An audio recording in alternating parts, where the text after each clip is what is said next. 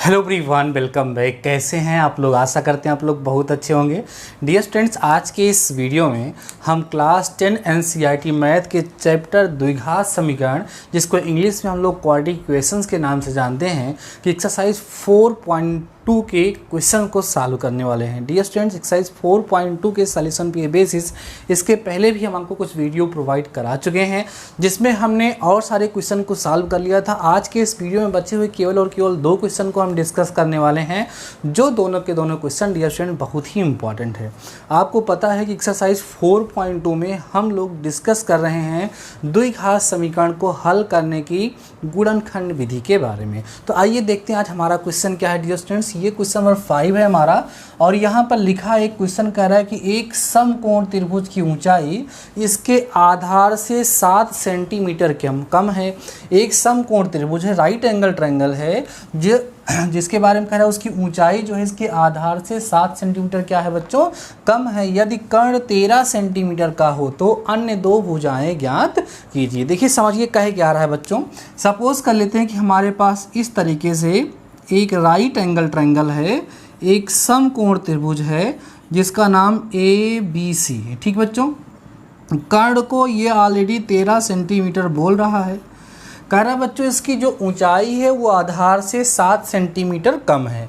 तो आधार को अगर हम x सेंटीमीटर मान लें तो बताइए बच्चों इसकी ऊंचाई जो होगी वो x - 7 सेंटीमीटर हो जाएगी क्या?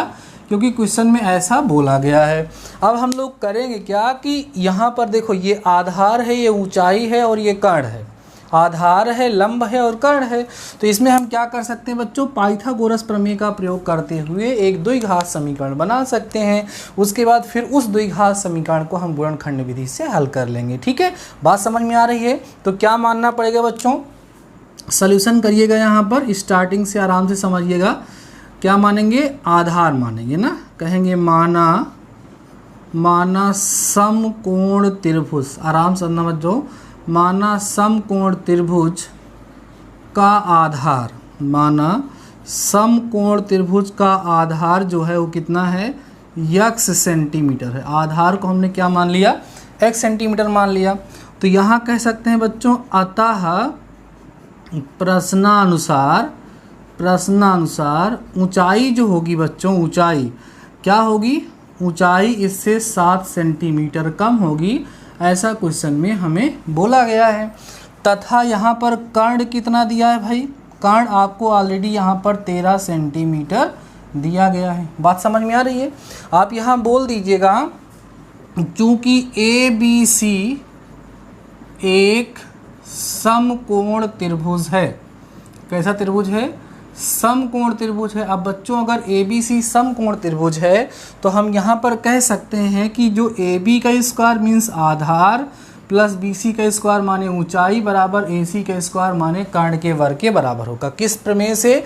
पाइथागोरस प्रमेय से ना। पाइथागोरस प्रमेय का यहाँ पर हम लोगों ने प्रयोग किया, लिख सकते हैं पाइथागोरस, ठीक है, प्रमेय का यूज़ करते हुए हम लोगों ने इसको लिखा है। क्लियर है बातें? चलिए वैल्यू पुट करिए। ये भी बच्चों कितनी है, x है, तो x का स्क्वायर, BC कितना है, x - 7 का होल स्क्वायर, AC मीन्स किसका बच्चों, 13 का होल स्क्वायर। बातें तो समझ में आ रही होंगी आप लोगों को। इसको सिंप्लीफाई करके हम समीकरण बनाएंगे।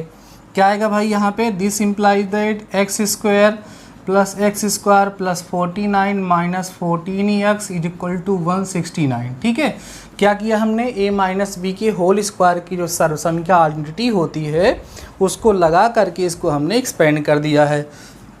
देखो समझो बच्चों, x स्क्वायर कितना हो जाएगा, 2x square minus 14x plus 49 minus 169 is equal to 0। ठीक है, this implies that 2x square minus 14x, इसको जब माइनस करोगे आप लोग तो माइनस 120 इक्वल टू 0 आएगा।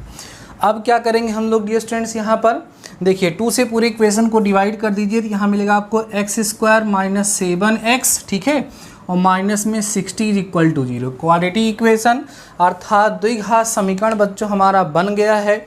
अब हमें करना क्या है, इस द्विघात समीकरण को हल करना है गुणनखंड विधि से।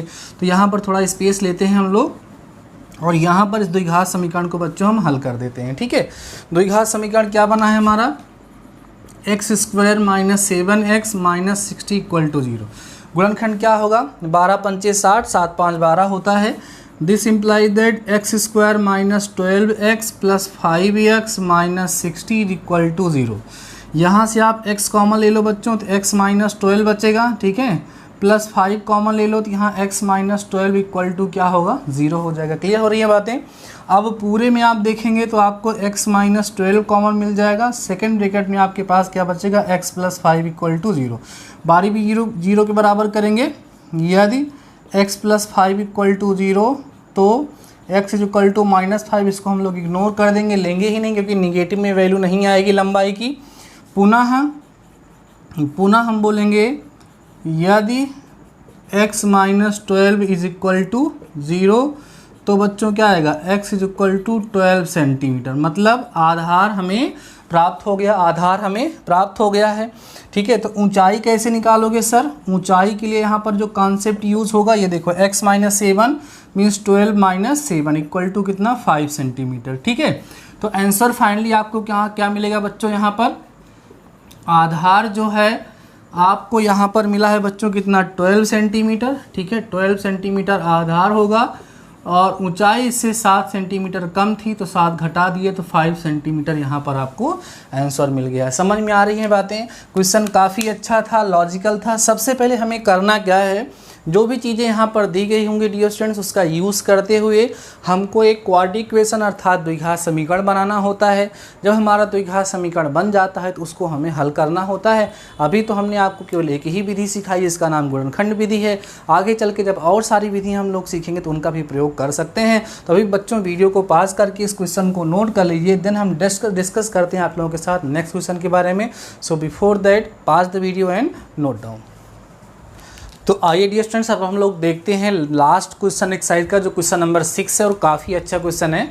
खूब ध्यान से समझने का प्रयास करिए। क्वेश्चन हमने यहाँ पे लिखा है, कह रहे एक कुटीर उद्योग एक दिन में कुछ बर्तनों का निर्माण करता है। कुटीर उद्योग का मतलब लघु उद्योग से है, कोई छोटा कारखाना है जो कह रहे हैं कि एक दिन में कुछ बर्तन बनाता है।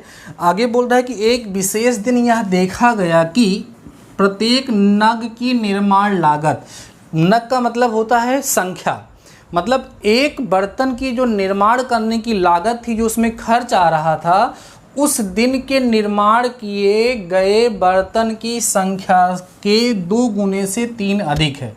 माने एक बर्तन को बनाने में जो खर्च लगा था उस दिन जितने बर्तन बने थे उसके 2 गुने से 3 अधिक लग रहा था, ऐसा बोला जा रहा है।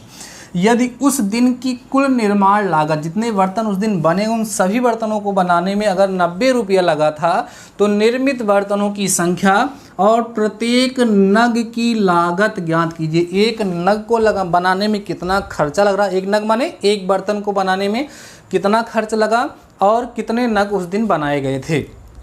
तो हम यहाँ पर सॉल्यूशन करेंगे और मानेंगे, माना उस दिन, ध्यान दो बच्चों, कहेंगे माना बनाए गए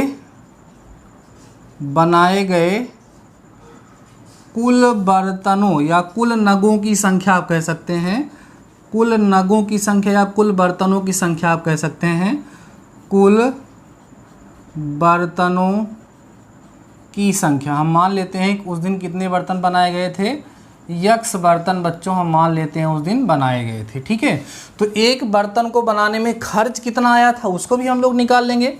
यहाँ आप लोग बोलोगे अतः एक नग बनाने में खर्च, एक नग बनाने में कितना खर्च हुआ होगा, 2x + 3। सर ये कैसे आ गया, उसने कहा है कि एक बर्तन बनाने में जो खर्च हुआ है वो जितने बर्तन बनाए गए थे उनके 2 गुने से 3 अधिक है। तो हमने माना था कि कुल कितने बर्तन उस दिन बनाए गए थे, x बर्तन, तो x का 2 गुना 2x हो गया और +3, उसमें 3 ज़्यादा उसमें कर दिए। अब देखो बच्चों, यहाँ पर कुल खर्च कितना दिया है उस दिन का, उस दिन का कुल खर्च हमें यहाँ पे क्वेश्चन में दे रहा है कि कुल खर्च उस दिन ₹90 हुआ था। अब ध्यान से समझो यहाँ पर इक्वेशन कैसे बनेगा। बच्चों कुल कितने बर्तन बनाए गए उस दिन? x बर्तन, और एक बर्तन को बनाने में इतना रुपया लगता है, तो x बर्तन को बनाने के लिए हम क्या करेंगे, दोनों को मल्टीप्लाई ही तो करेंगे। मतलब आप ऐसे लिख सकते हैं, एक नग बनाने में खर्च ना, और गुणे में क्या लिख सकते हैं, एक नग बनाने में खर्च गुणे कुल नगों की संख्या या कुल बर्तनों की संख्या बराबर बच्चों ये किसके बराबर होगा, कुल खर्च के। ये क्या हो जाएगा, बराबर हो जाएगा। क्लियर है बातें कि नहीं, आराम से हो जाएगा ऐसा। अब देखो यहाँ पर एक नग को बनाने में कितना खर्च हो रहा है, 2x + 3 अभी हमने निकाला था, और नगों की संख्या कितनी है बच्चों, x आपने माना है, बराबर कुल खर्च कितना हो रहा है, 90। अब इसको हम लोग सिंप्लीफाई करेंगे और अपना इक्वेशन बनाएंगे। क्या हो जाएगा, 2x² + 3x = 90। इसको ट्रांसपोज करो, 2x² + 3x - 90 = 0। ये हमारा इक्वेशन बन गया। अब इस दिए गए इक्वेशन को, इस समीकरण को हमें हल करना है। किस विधि से हल करना है सर, गुणनखंड विधि से। समीकरण यहाँ पर फिर से लिखते हैं, 2x² + 3x, ठीक है, - 90 = 0। कैसे करेंगे, देखो 90 का गुणा 2 से करोगे, 90 दूना 180 x²।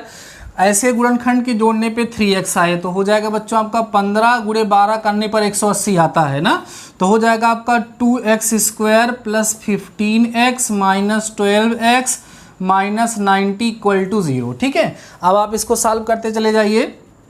यहाँ बच्चों x कॉमन लो लगे तो 2x + 15 आपको मिलेगा। माइनस में यहाँ पर आप लोग क्या कॉमन ले सकते हैं, यहाँ पर हम लोग कॉमन ले सकते हैं, यहाँ 6 कॉमन ले लो बच्चों, तो 2x + 15 यहाँ बचेगा = 0 हो जाएगा। ठीक है, पूरे में आप क्या कॉमन पाएंगे, 2x + 15 और x - 6 = 0। गुणनखंड हो गया।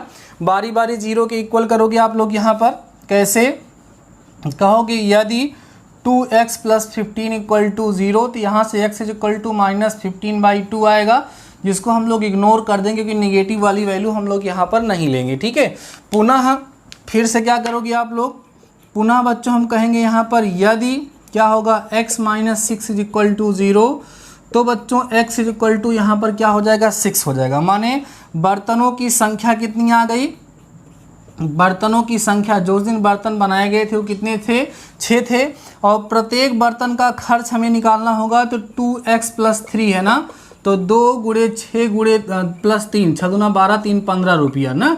ये आपका आंसर हो जाएगा कि बर्तनों की संख्या उस दिन जो थी वो कितनी रहेगी, 6 रहेगी, और एक बर्तन को बनाने में जो खर्च हो रहा है बच्चों कितना हो रहा है, ₹15 का हो रहा है। बातें आपको कंप्लीट तरीके से समझ में आ गई होंगी। जो भी क्वेश्चन हमने यहाँ पर आपके सामने डिस्कस किया वो क्वेश्चन आपको समझ में आ रहा होगा। डियर स्टूडेंट्स, इसके साथ साथ आपकी एक्सरसाइज 4.2 कंप्लीट होती है।